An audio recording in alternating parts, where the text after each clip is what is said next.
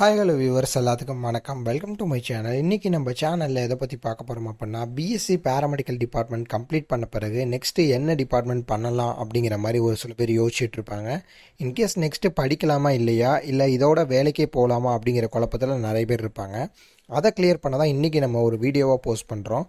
இந்த வீடியோ பார்க்குறவங்க BSc complete பண்ணியிருந்தீங்க அப்படின்னா இதை ஃபுல்லாக பார்த்தீங்கன்னா உங்களுக்கு ஒரு கிளியரான வீடியோ உங்களுக்கு கிடைக்கும். ஸோ இந்த வீடியோவை ஃபுல்லாக பாருங்கள். அதுக்கு முன்னாடி நீங்கள் நம்ம சேனலை இன்னும் சப்ஸ்கிரைப் பண்ணல அப்படின்னா கீழே உள்ள சப்ஸ்கிரைப் பட்டனை கிளிக் பண்ணி சப்ஸ்கிரைப் பண்ணிக்கோங்க. கூட பெல்லைக்கான் வரும், அதையும் மறக்காமல் கிளிக் பண்ணி நம்ம வீடியோக்குள்ளே வாங்க. பிஎஸ்சி பேராமெடிக்கல் டிபார்ட்மெண்ட், இந்த பிஎஸ்சி பேராமெடிக்கல் டிபார்ட்மெண்ட் 4 இயர்ஸ் படிப்பாங்க. நம்ம சேனலில் நிறைய பேராமெடிக்கல் டிபார்ட்மெண்ட்ஸ் அப்லோட் பண்ணியிருக்கோம். இன்கேஸ் பிஎஸ்சினா என்னன்னே தெரியாதவங்க நம்ம சேனலில் போய் நம்ம யூடியூப் சேனல் பார்த்தீங்க அப்படின்னா நிறைய பேராமெடிக்கல் கோர்சஸ்லாம் போட்டிருப்போம். அதை கிளிக் பண்ணி அதை பற்றி தெரிஞ்சுக்கோங்க. இந்த வீடியோவில் எம்எஸ்சி டிபார்ட்மெண்ட்ஸ், அதாவது யூஜி கம்ப்ளீட் பண்ண பிறகு நெக்ஸ்ட்டு எம்எஸ்சி டிபார்ட்மெண்ட்ஸ் பண்ணலாமா இல்லை என்ன பண்ணலாம் அப்படிங்கிறத நம்ம ஃபுல்லாக பார்க்க போகிறோம். அதுக்கு முன்னாடி யூஜியில் நீங்கள் என்ன டிபார்ட்மெண்ட் கம்ப்ளீட் பண்ணியிருக்கீங்க அப்படிங்கிறதான் இருக்குது. ஃபார் எக்ஸாம்பிளாக யூஜியில் நீங்கள் கார்டியக் டிபார்ட்மெண்ட் கம்ப்ளீட் பண்ணியிருக்கீங்க அப்படின்னா நெக்ஸ்ட்டு நீங்கள் பிஜியில் எம்எஸ்சி டிபார்ட்மெண்ட்ஸ் பண்ணலாம். எம்எஸ்சி டிபார்ட்மெண்ட் தமிழ்நாட்டிலே ரொம்பவே கம்மியான காலேஜில் மட்டும்தான் இருக்குது. அப்படி இல்லை அப்படின்னா ஒரு சில டிபார்ட்மெண்ட்ஸ் உங்களுக்கு எம்எஸ்சியில் கிடையவே கிடையாது. இப்போ ஃபார் எக்ஸாம்பிளாக நீங்கள் எம்எஸ்சியில் வந்து அனஸ்தீஷியா அண்ட் ஆப்ரேஷன் தேட்டர்லாம் எடுத்துட்டிங்க அப்படின்னா ரொம்ப ரேர் தான். இப்போ கார்டியக் டெக்னாலஜி கூட பார்த்தீங்கன்னா ஒரு 3 காலேஜஸில் இருக்குது அப்படின்னா அனஸ்தீஷியா டெக்னாலஜி ஒரு 2 காலேஜில் மட்டும்தான் உங்களுக்கு அவைலபிளாக இருக்கும். நான் சொல்கிறது வந்து தமிழ்நாட்டில் தான் சொல்கிறேன். ஸோ யூஜி நீங்கள் ஒரு டிபார்ட்மெண்ட் கம்ப்ளீட் பண்ணியிருக்கீங்க, நெக்ஸ்ட்டு பிஜி படிக்கலாமான்னு ஆசைப்பட்டீங்கன்னா உங்களுடைய கோர்ஸ் நிறைய காலேஜஸில் இருக்குதா அப்படிங்கிறத ஃபஸ்ட்டு பாருங்கள். எவ்வளோ காலேஜஸில் அவைலபிளாக இருக்குது அதோட அவைலபிலிட்டியை ஃபஸ்ட்டு பாருங்கள். ஸோ உங்களோட கோர்சஸ் வந்து நிறைய காலேஜஸில் இருக்குது அப்படின்னா நீங்கள் ஈஸியாக நெக்ஸ்ட் வந்து பிஜி பண்ணலாம். இன்கேஸ் காலேஜஸ் ரொம்ப கம்மியாக இருக்குது அப்படின்னா நீங்கள் பிஜி பண்ணுறது ரொம்பவே சிரமமாக இருக்கும். ஏன் பண்ணால் பெரிய இருக்க 40 சீட்ஸ் மட்டும் தான் உங்களுக்கு அலோவ் பண்ணுவாங்க. 40 கூட எனக்கு தெரிஞ்சு ரொம்ப அதிகம் தான். அப்படி இருக்கும்போது நீங்கள் யூஜி ஒரு டிபார்ட்மெண்ட் கம்ப்ளீட் பண்ணிட்டு நெக்ஸ்ட்டு பிஜி நீங்கள் போய் சேர்றீங்க அப்படின்னா, ஃபார் எக்ஸாம்பிளாக இப்போ கார்டே கம்ப்ளீட் பண்ணுறீங்கன்னா பிஜிக்கு பெரிய இருக்கே உங்களுக்கு தமிழ்நாட்டில் அப்ராக்சிமேட்டாக எனக்கு தெரிஞ்சு ஒரு 200 to 250 மெம்பர்ஸ் தான் படிப்பாங்க. ஸோ அதுவே ரொம்ப அதிகம். அதனால் நீங்கள் பிஜி படிக்க போகிறீங்க அப்படின்னா பிஜியில் எவ்வளோ காலேஜ் வந்து உங்களோட கோர்ஸ்க்கு அவைலபிளாக இருக்குது அப்படிங்கிறத பாருங்கள்.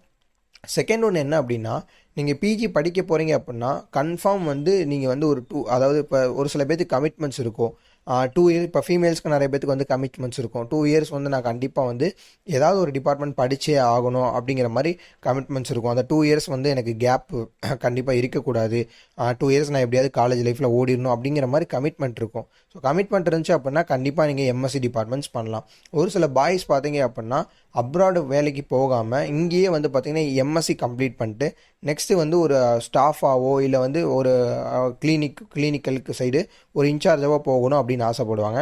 அந்த மாதிரி கிளினிக்கல் சைடு இன்சார்ஜாக போகிறவங்க, ஒரு ஹாஸ்பிட்டலில் இன்சார்ஜாக இருக்கணும், இன்சார்ஜ் ஆகணும் அப்படின்னு நினைக்கிறவங்க கண்டிப்பாக வந்து எம்எஸ்சி பேராமெடிக்கல் டிபார்ட்மெண்ட் சூஸ் பண்ணலாம். பட் ரொம்பவே பெஸ்ட்டான ஆப்ஷன் என்ன அப்படின்னு கேட்டிங்கன்னா, எம்எஸ்சி பேராமெடிக்கல் டிபார்ட்மெண்ட் நீங்கள் பண்ணுறதுக்கு யூஜி கம்ப்ளீட் பண்ண பிறகு எம்எஸ்சி படிக்கிறதுக்கு உங்களுக்கு 2 இயர்ஸ் ஆகும். அந்த 2 இயர்ஸ் நீங்கள் ஒரு ஜாபில் போய் கான்சன்ட்ரேஷன் பண்ணி 2 இயர்ஸ் ஒரு மல்டி ஸ்பெஷாலிட்டி ஹாஸ்பிட்டலில், கார்ப்பரேட் ஹாஸ்பிட்டலில் வேலை பார்த்து எக்ஸ்பீரியன்ஸ் சர்டிஃபிகேட் வச்சுக்கிட்டீங்க அப்படின்னா டேரெக்டாக நீங்கள் அப்ராடுக்கு ஈஸியாக போகலாம்.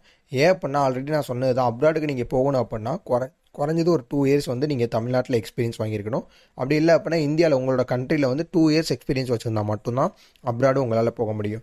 ஸோ எம்எஸ்சி டிபார்ட்மெண்ட் ட்ரை பண்ணுறதுக்கு யூஜி கம்ப்ளீட் பண்ணவங்க எம்எஸ்சி படிக்கக்கூடிய டியூரேஷனுக்கு ஒரு மல்டி ஸ்பெஷாலிட்டி ஹாஸ்பிட்டலில் வேலை பார்த்தீங்கன்னா அழகாக நீங்கள் வந்து அப்ராடு போகலாம். அப்ராடு போனீங்க அப்படின்னா உங்களோட அவுட்புட் வந்து ரொம்பவே அதிகமாக இருக்கும். நிறைய பேத்துக்கு ஒரு டவுட் இருக்கும், எம்எஸ்சி நம்ம இங்கே கம்ப்ளீட் பண்ணிட்டோம், நம்ம இங்கே கம்ப்ளீட் பண்ணோன்னு அப்ராடுக்கு போக முடியுமா அப்படின்னு கேட்பாங்க. கண்டிப்பாக போகவே முடியாது. அதாவது எம்எஸ்சி நீங்கள் கம்ப்ளீட் பண்ணாலும் குறைஞ்சது ஒரு 2 to 3 இயர்ஸ் எக்ஸ்பீரியன்ஸ் இருந்தால் மட்டும்தான் உங்களால் அப்ராடுக்கு போக முடியும். பட் நீங்கள் அப்ராடுக்கு போனாலும் அங்கே எம்எஸ்சிக்கான சேலரி வந்து கூட இருக்குமா அப்படின்னு கேட்டிங்கன்னா அது ரொம்ப கம்மி தான். ஏன் அப்படின்னா யூஜி முடித்தவங்கள தான் வந்து பார்த்தீங்கன்னா அதிகமாக வந்து அப்ராடில் நீங்கள் கல்ஃப் கண்ட்ரிஸ் போனீங்க அப்படின்னா அதிகமாக யூஜி முடித்தவங்கள தான் எடுப்பாங்க. பிஜி முடித்தவங்க வந்து ரொம்ப ரேர் தான்.